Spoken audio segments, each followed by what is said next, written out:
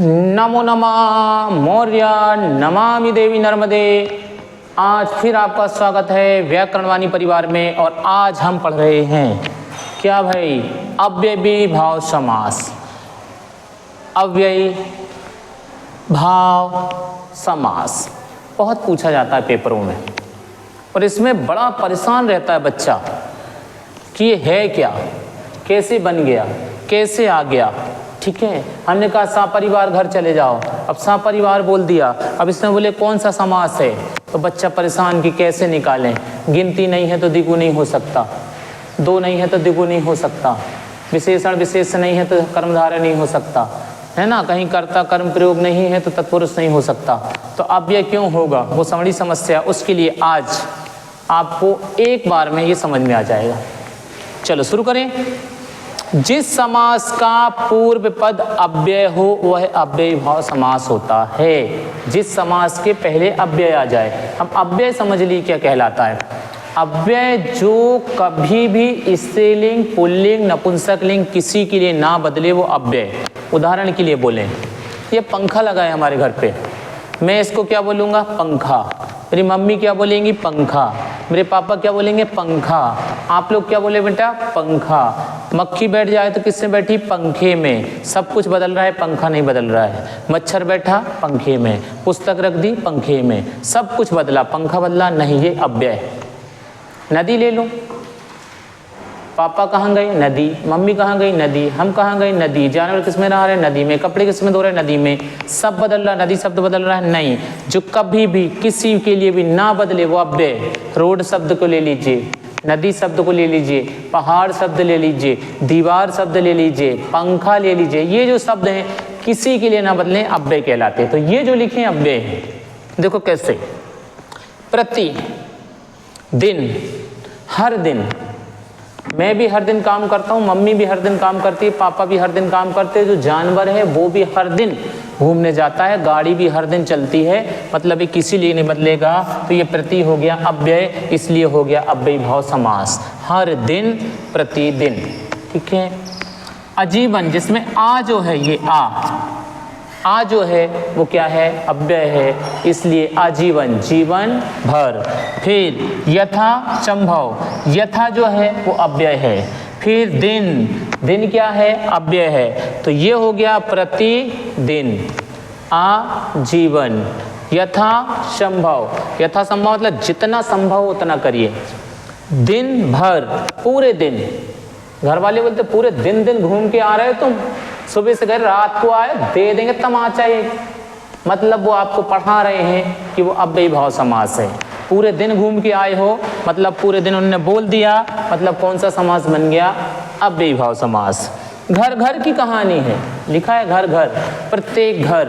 अब याद रखना, अभी बता दें, अगर यहाँ लिख दें हम माता, क्या लिख दें, माता, और यहाँ लिख दें पिता, ठीक है, इसमें भी योजक लगा है और हमारे घर घर में भी योजक लगा है, दोनों में योजक लगा है, लेकिन दोनों में बहुत बड़ा अंतर है। ये जो है ये द्वंद्व समास है।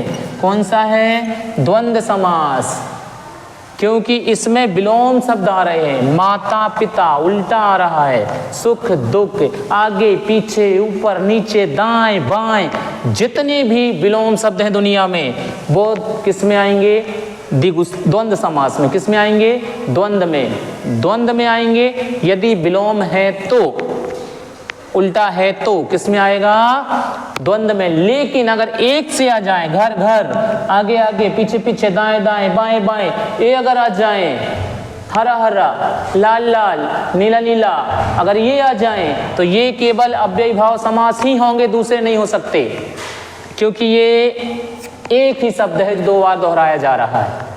ध्यान रखिएगा, योजक का अर्थ द्वंद्व नहीं होता, योजक का अर्थ जोड़ना होता है, और जोड़ना वो द्वंद्व में भी कर सकता है और अव्ययी भाव में भी कर सकता है। तो ये ध्यान रखिएगा, नहीं तो पेपर में सब गड़बड़ हो जाए। गोल गोल गुइयाँ खेलेंगे टीचर, फिर गोल गोल गुइयाँ, समझते हो ना, हाँ, 0 सन्नाटा। घर घर, प्रत्येक घर, ठीक है।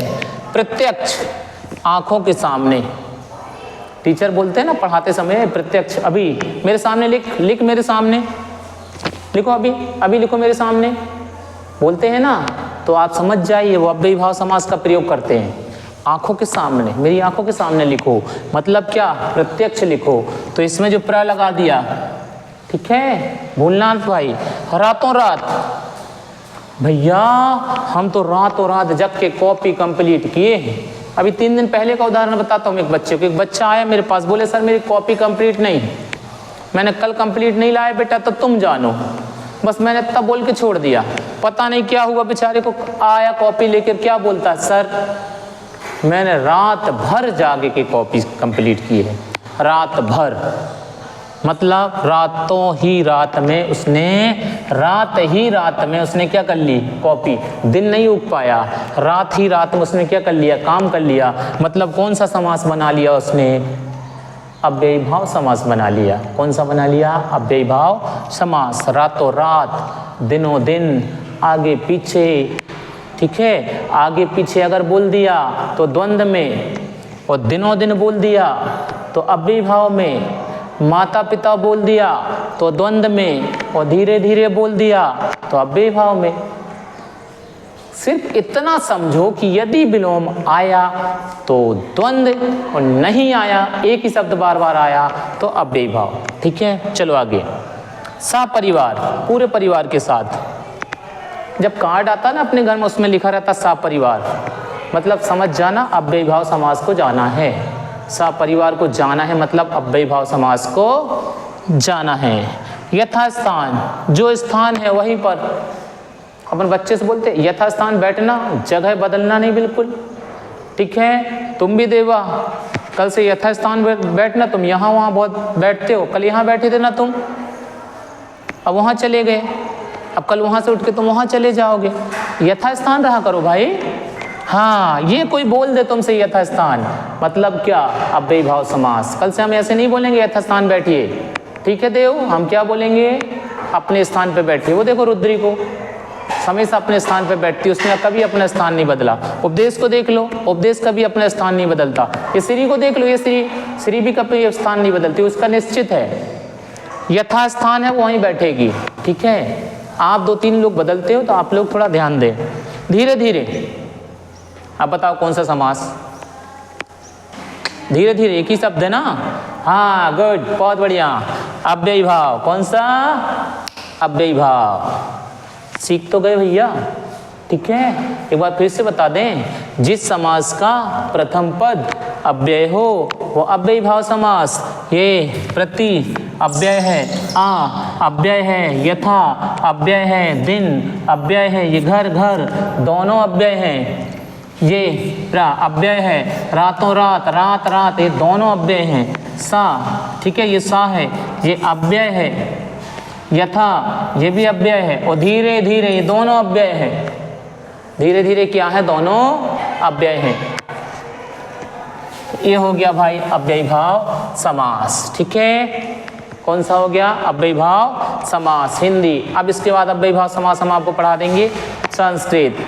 अभी इसके बाद अब आपको इसको कम से कम 2 से 3 बार सुनना है और उसके बाद कॉपी में लिखना है।